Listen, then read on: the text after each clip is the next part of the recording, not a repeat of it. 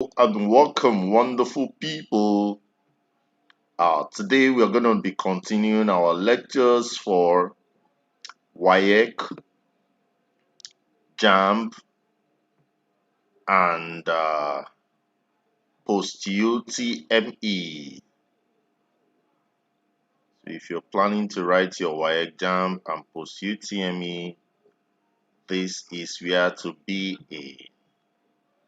Okay, so we're going to start up immediately. We are starting today. We're going to be doing physics. Okay, please let me know once you join so that we can start immediately. It's always good that you start practicing in time. If you're writing your JAM next year, this is when we start in Tclassified.com. In Educate Africa, we start very much in time. We don't wait until it's 2 minutes or 2 days to the exams. Some people like doing a very quick approach when the exams are already there. They want to start their preparation. So for us here, we start very much in time. Okay, african.com. So quickly get to educateafrican.com, www.educateafrican.com. Once you're there, you'll be led to scroll down. Okay, so once you scroll down here, you're gonna see the different subjects: mathematics, accounting, top-notch subjects, both video and text parts. So click on this view all courses so that we get to physics. So once you click on view courses, you're gonna get to. We are now updating IELTS. If you want to write IELTS, if you want to write SAT, want to travel abroad, that is what we've been working on since. So we've been very busy, and you're gonna see all the lectures from there. Okay, so you can see accounting, you can see different subjects, uh, both for common entrance, waec, and any subject content. This is physics. We start with measurement and the rest, dimensions, units, vernier calipers, and the rest. Okay, so once you're in physics, click on this enroll. Okay, because I'm logged in already, so I'm gonna just click on continue. Okay, so this is the first class we are having for physics for preparation for exams for next year. We are starting in time. Okay, so you can see this is the physics opened up. They have the video parts. So if you want to watch me in the class, just the way I record whenever I'm teaching in the class for my students, I record it. So that's this is the video. You can watch it. It's very educative. Then we also have the text parts. When you scroll down, you still see the text parts where you're going to be learning today. So you see that this is fully packed, both video and text. So you're going to understand more when you're following us. So you can see on the left hand side, you see dimensions, application. This is according to your curriculum. So you have speed, equation of motion. You can be seen at this side, electric circuits, current electricity, resistor, series and parallel resistor, electromotive force, resultant velocity, projectile, and stuff. So you see.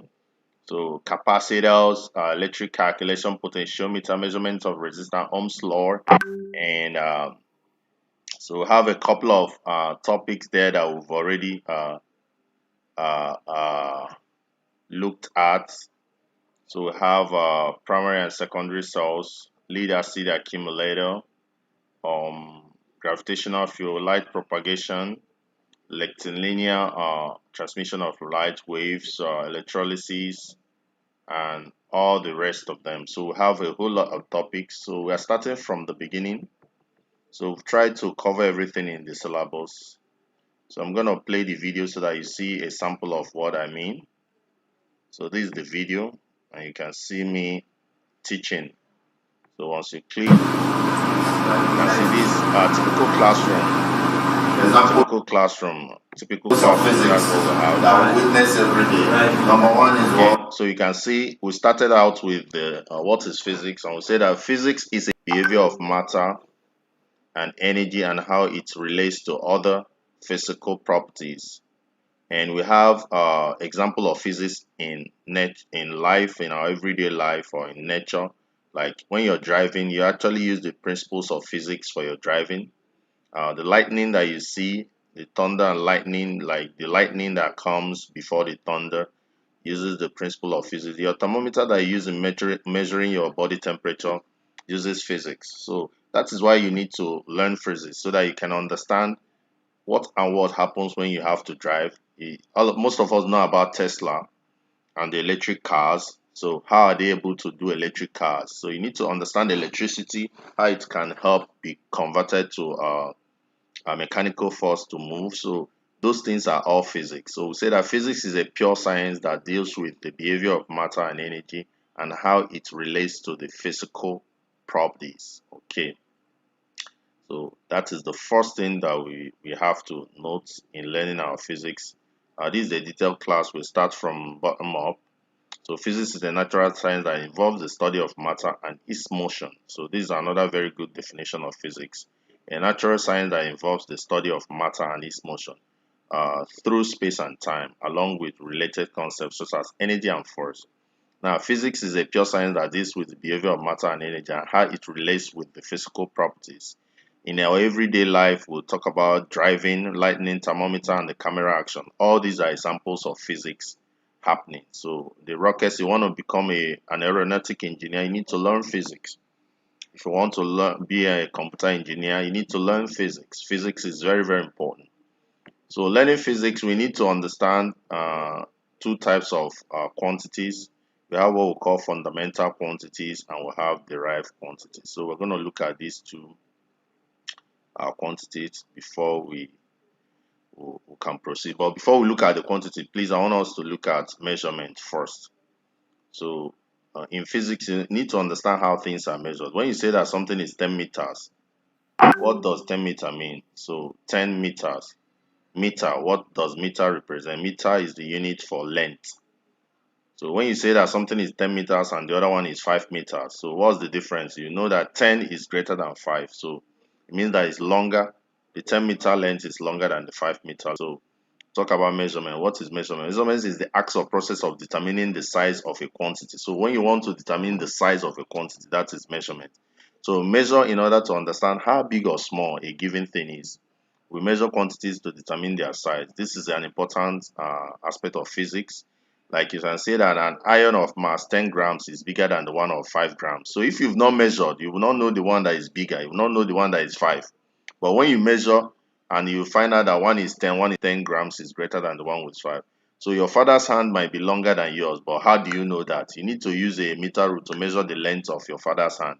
That is how you can concretely say that this is bigger than the other one. So you have to measure. So what are the things you measure are length, mass, and time. LMT, very, very important. They are the most fundamentals of all the units. Length, mass, and time. For length, you use meter rule and the unit is meters and kilometer. For mass, you use the beam balance and the unit is kilogram.